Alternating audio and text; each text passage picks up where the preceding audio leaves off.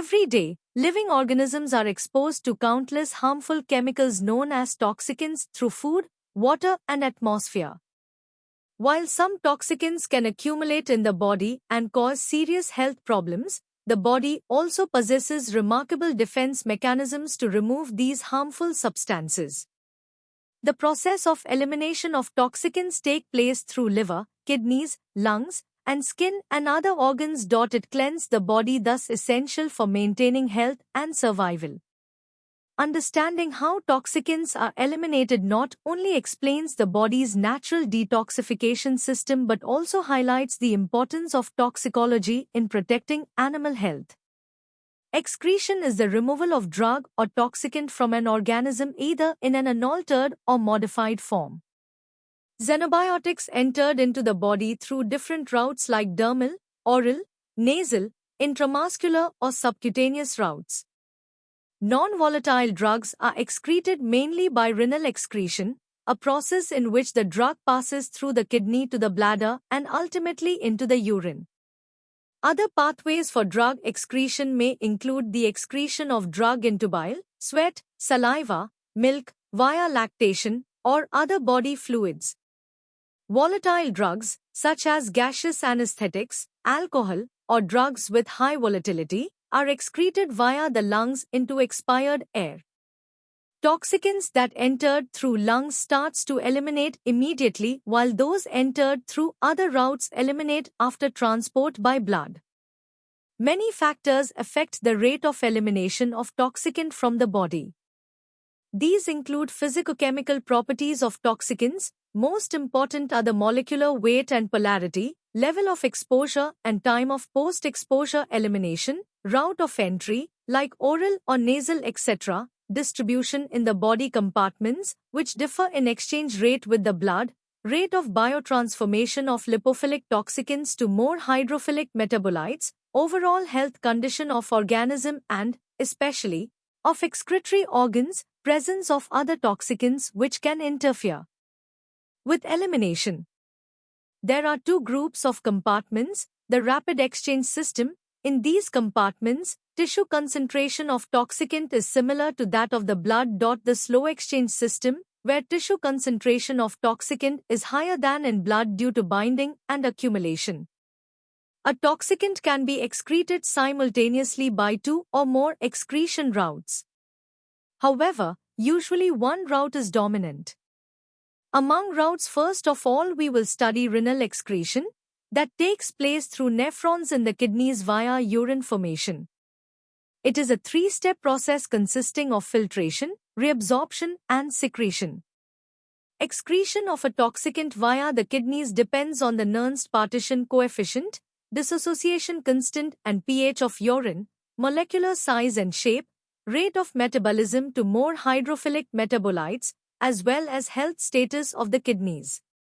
The nephron is the microscopic structural and functional unit of the kidney. It is composed of a renal corpuscle and a renal tubule. The renal corpuscle consists of a tuft of capillaries called a glomerulus and an encompassing Bowman's capsule. Renal excretion consists of glomerular filtration by Bowman's capsule, active transport in the proximal tubule, passive transport in the distal tubule. Some substances are reabsorbed by active transport system found primarily in the proximal tubules. Such active reabsorption happens in particular for endogenous substances like ions, glucose, and amino acids. Through passive and active diffusion, 95% of water is reabsorbed, along with potassium, sodium, calcium. Other things, like drugs, are actively excreted. Excretion is controlled by antidiuretic hormones from hypothalamus. Filtration, the first process in urine formation. Glomerular filtration results when hydrostatic pressure within the capillaries forces small molecules, including water, across the sieve-like filter and into Bowman's capsule. Glomerular capillaries have large pores so allow most non-polymeric, low molecular weight toxins to pass. Due to size limit, Filtration applies only to non-protein-bound form of low molecular weight compounds, and so the concentration of the given xenobiotic in the glomerular filtrate will equals the free concentration in plasma. Processes occurring in downstream structures of the nephron return about 99% of the watery filtrate, along with important small molecules, to the blood supply. Reabsorption, second process in urine formation, occurs in the proximal convoluted tubule of the nephron. Most of the water lost during glomerular filtration re-enters the blood. Reabsorption of water occurs by osmosis. Out 180-liter filtrate formed in the nephron, only about 1.5 liter excreted as urine remaining is reabsorbed. Substances may diffuse back across tubular membrane and re-enter circulation. As water reabsorb, an increased concentration of the xenobiotics occur in the luminal fluid of the tubule, thus facilitating the passive diffusion back into the blood. Toxicants with high lipid water partition coefficient will re-enter the blood circulation by this way. Back diffusion occurs in the distal tubule and collecting duct. Secretion, last step of urine formation, it occurs in the distal convoluted tubule. Secretion transports molecules out of the blood and into the urine. Secreted substances include potassium ions, hydrogen ions, and some xenobiotics. Small, polar toxicants enter the urinary filtrate during glomerular filtration, be eliminated from the body. Large toxicants may move via passive transport from the blood across capillary, endothelial cells and nephron tubule membranes to enter the urine. Some protein-bound large toxicants may be transported into the urine by tubular secretion. Biliary excretion, the secretion of bile, and the principles of its further fate in the intestine are shown in figure. The formed bile enters the bile bladder in some species. In these animals, bile secretion is intermittent and controlled largely by digestive signals. Bile acids are important in digestion of bile acids help micelle formation. In other species, the bile bladder does not exist, and bile secretion is thought to be continuous. Bile enters the intestinal lumen in the initial portion of the small intestine, immediately after the location of the pyloric ceca.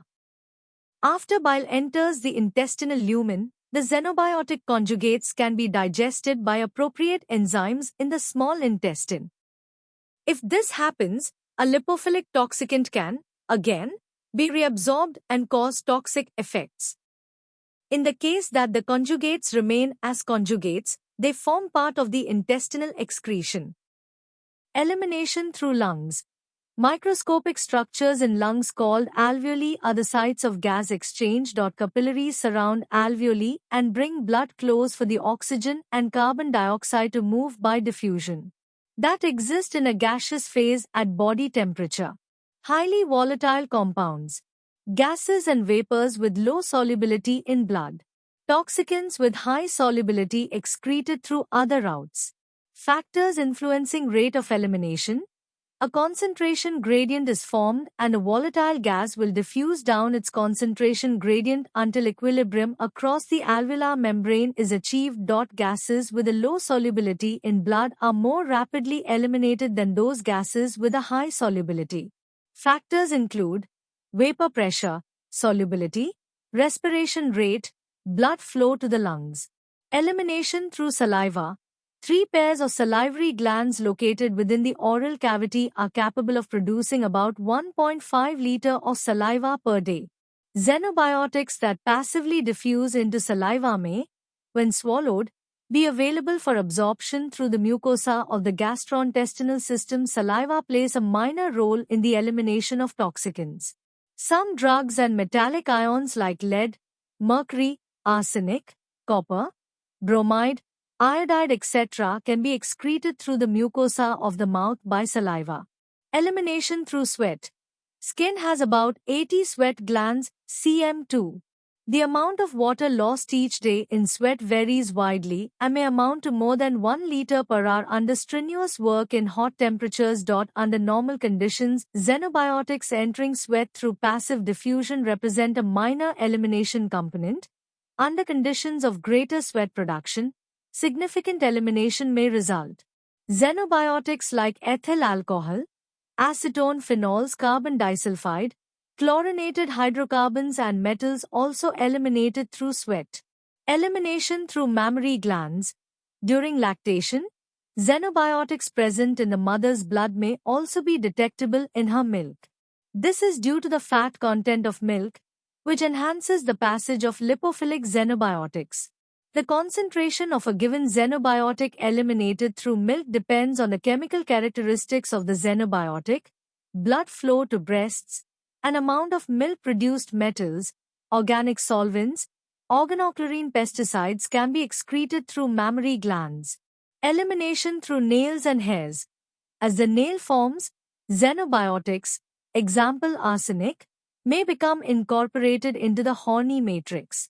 This effectively removes the xenobiotic from the body as the nail is worn away. Analysis of hair can be used as an indicator of homeostasis of some physiological substances. Also, exposure to some toxicants, especially heavy metals, can be evaluated by this kind of biopsy.